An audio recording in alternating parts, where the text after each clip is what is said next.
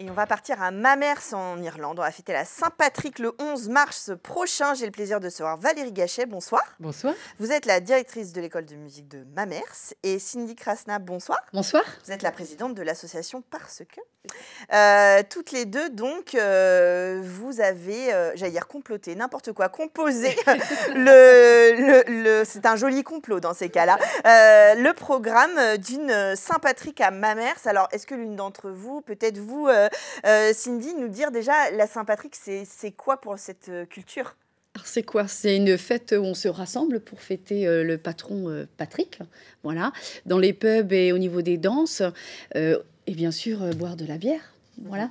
Qu'est-ce que je pourrais dire d'autre? C'est un moment festif. Alors, c'est vrai que nous, on récupère un sur petit le peu, côté mais c'est une grosse fête religieuse, évidemment. Voilà. Et là-bas, en Irlande, on passe pas à côté, quoi. Non, on passe pas à côté. Et en France, on s'est emparé vraiment de cet événement culturel. Et on le disait là tout à l'heure en coulisses, ce n'est pas uniquement le 18 mars. En général, c'est tout le mois de mars. C'est amorcé dès le début. Alors, Voilà. c'est une bonne raison pour lever le bras pour certains, mais c'est pas le sujet de ce soir. Là, vous avez programmé en fait toute une journée à Mamers autour de la musique irlandaise, du coup. Oui. Exactement. Et pour nous, c'est tout nouveau pour notre école de musique et danse. On a invité nos élèves à s'ouvrir à un nouveau répertoire et un répertoire avec une transmission de tradition orale. Et c'est ce qu'on n'a absolument pas l'habitude de faire dans nos écoles de musique, ou très peu. Ouais. Donc, il n'y a plus de partition et il y a un apprentissage en transmission orale, donc avec Cindy et Günther, qui viennent régulièrement sous la forme d'ateliers rencontrer nos élèves et apprendre quelques pièces du répertoire traditionnel. Alors, pour que je comprenne bien, en fait, ça veut dire que contrairement à des pièces que vous travaillez habituellement, où vous avez des partitions, Exactement. là, on est sur un répertoire qui se transmet d'humain à humain, en fait. Exactement. Donc, il faut le vivre pour le reproduire, c'est ça? Voilà, il faut le vivre pour le reproduire, ouvrir ses oreilles, se faire confiance. On n'a plus la partition et puis apprendre à jouer ensemble. Donc là, on a des élèves, des flûtistes, des clarinettistes, des violonistes, des guitaristes. Et puis, on a quelques élèves aussi chanteurs qui sont engagés dans ce projet. À peu près 70 élèves voilà, qui vont participer à cette super journée. Alors moi, je mets les pieds dans le plat. Je suis peut-être hyper cliché, mais il n'y a pas de cornemuse? Non. Et non. Et non. On est d'accord, ça existe encore là-bas? Il y a une pratique quand même. Oui, ça se joue. Et alors, du coup, comment vous choisissez les œuvres que vous transmettez? C'est Günther qui a l'habitude du répertoire irlandais, puisque nous jouons en session irlandaise tous les mois depuis tant d'années. Donc, il a sélectionné des jigs, des reels et des polkas. Donc, comment dire, c'est à chaque fois 3 petits morceaux qui se jouent 3 fois. Donc, il y a des codes qui sont transmis dans le cadre de la rencontre à l'orchestre. Au niveau du chant, elle a choisi son propre répertoire, mais je vais aller faire danser les élèves pour qu'ils puissent bien sentir la pulsation, le rythme et l'énergie collective. Parce que d'abord, ça se vit, ça se partage. Oui, du coup, ça partage tout, en fait. C'est un moment convivial. Donc, on danse, on chante, on fait de la musique, on boit un coup, on partage, quoi. Et puis, développer aussi l'écoute active. De bien être ensemble, de comprendre les signaux avec le regard, parce qu'il n'y a plus de partition, plus de pupitre, donc on se regarde, il y en a un qui donne le top, et puis on relance le morceau suivant. Si on n'est pas très à l'aise, le top peut aussi dire on continue encore malgré tout, jusqu'à temps que tout le monde soit à l'aise dans l'interprétation. Alors, la programmation, elle commence dès le matin, donc c'est le 11 mars à Mamers. C'est ouvert à tous, bien sûr.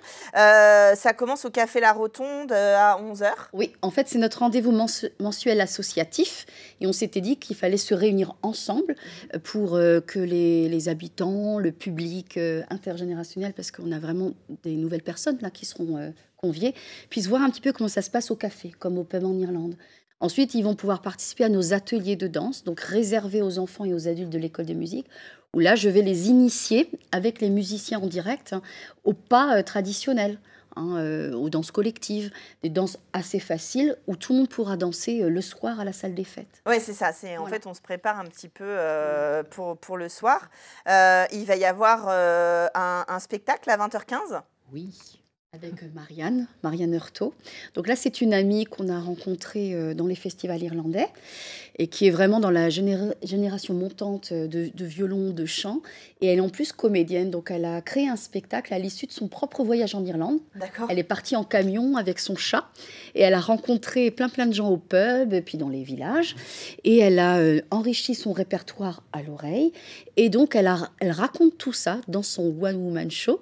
Et je l'ai proposé à Valérie, qui a tout de suite été partante pour l'inviter. Oui, parce que c'était important pour que nos élèves puissent un peu s'immerger dans cette culture irlandaise que la plupart ne connaissent absolument pas. Ça.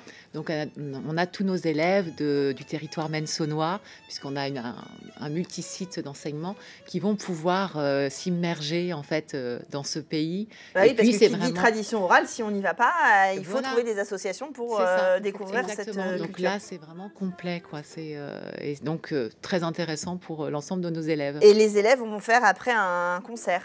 Oui, tout à fait. À la suite du spectacle de Marianne, ils vont en quelque sorte introduire un petit peu ce qui se passera après. Donc un concert avec toutes les pièces qu'ils vont avoir préparées avec Cindy et Gunther. Ils vont aussi chanter quelques chants traditionnels. Et puis après, on laissera place au grand bal irlandais, au fameux Kelly. Et là, du coup, on pourra danser, écouter la musique, consommer. Comme notre ambiance est festive et pub. Et tous nos amis musiciens que vous connaissez, enfin ils sont en photo derrière vous, nous les avons invités à nous rejoindre. On sera au moins 8, on espère 10. Nous verrons un petit peu qui sera là. Voilà. Alors, il faut dire que vous avez vraiment programmé toute une journée comme ça. On peut aussi aller au cinéma à 14h pour découvrir un film. Je ne vais pas m'aventurer à donner le titre, je vous laisse... exprimer votre magnifique allemand. Donc en fait, c'est Sylvain Sellos et Monique Duclos de Cinéma Mers qui profitent en fait de l'occasion, et ils ont raison, pour offrir un film irlandais.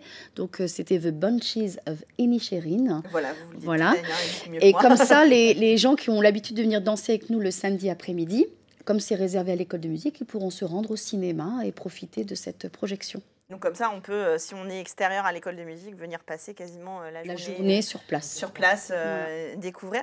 Comment ça a été reçu par les jeunes et les moins jeunes? Est-ce que qui ont été les plus curieux à s'emparer de ce répertoire irlandais? Je dirais plutôt des très jeunes et des élèves adultes en fait, qui se sont emparés du projet et qui sont ravis en fait de cette espèce de liberté qui arrive, c'est-à-dire que il y a plus de partition, donc on fait autrement, on apprend autrement, on transmet autrement, puis il y a un vrai partage.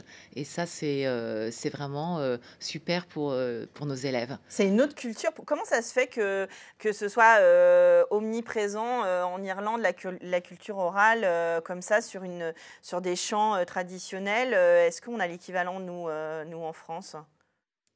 Comme ça, spontanément. Dans les régions, oui. Dans certaines régions, oui. Mais même le perche, autrefois, on a un violoniste qui travaille justement cette culture orale, c'est Jean-François Leroux, on peut le citer, qui va innover aussi sur un petit festival dans l'Orne. Et ils sont très, très attachés à ces musiques de terroir qui disparaissent, qui ne se voient plus d'emblée. Mais ça existe. Parce que bon, la Saint-Patrick, même si on a quand même plus ou moins un trèfle, une cornemuse, une bière en tête pour se représenter ce que c'est. C'est vrai que... Le petit lutin. C'est ce qu'on enseigne dans les écoles. Ah oui, je ne savais pas qu'il avait... Comment vous avez dit qu'il s'appelle? Le leprechaun. Ah, d'accord, ok. Il fait quoi ce petit lutin? Il a des pouvoirs?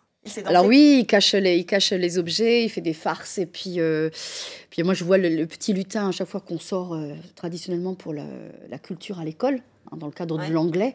Moi, je le fais tous les ans. Puis après, on montre quelques pas de danse, l'événement de la Saint-Patrick, les petits danseurs habillés en tenue traditionnelle, les musiciens au pub. Et puis voilà, ça donne quelques codes aux enfants. En tout cas, c'est un chouette rendez-vous le 11 mars à partir de 11h au Café La Rotonde. Les adultes, les enfants de l'école de musique vont pouvoir apprendre un peu à danser. Comme ça, ils auront la priorité, la main après le spectacle Marianne qui est à 20h15. Vous pouvez aller au cinéma entre tout. Bref, une belle Saint-Patrick à Mamers le 11 mars prochain. Merci à toutes les deux d'être venues nous présenter cette programmation sur le plateau. Et puis, nous, on se retrouve tout de suite pour parler d'une autre programmation. On part direction l'Australie, là, direct. On y va tout de suite.